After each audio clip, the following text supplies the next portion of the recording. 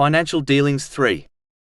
In a narration found in Jami at-Tirmidhi, number 2482, the Holy Prophet Muhammad, peace and blessings be upon him, advised that all lawful spending gains reward from Allah, the Exalted, except the wealth which is spent on construction. This includes all spending on lawful things which is free from excessiveness, waste or extravagance. Spending on construction which is necessary is not included in this narration, but the construction which is beyond one's needs is.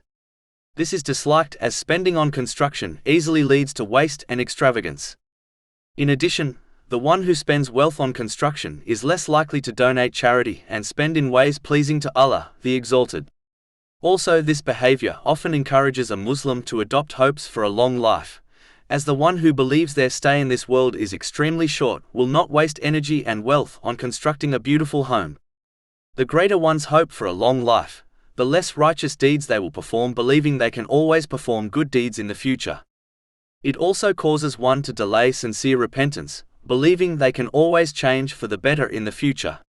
Finally, it causes one to dedicate more efforts to the world in order to create a more comfortable life for their supposed long stay in this world. Actively taking part in unnecessary construction occupies one's time, which prevents them from performing voluntary righteous deeds, such as fasting and the voluntary night prayer, out of extreme fatigue. It also prevents them from striving to gain and act on Islamic knowledge. Finally, in reality, taking part in unnecessary construction never ends. Meaning, the moment a person completes one part of their home, they move to the next until the cycle repeats itself. Therefore, Muslims should adhere to what is within their necessity in respect to all things, not just construction, so that they can avoid these negative consequences.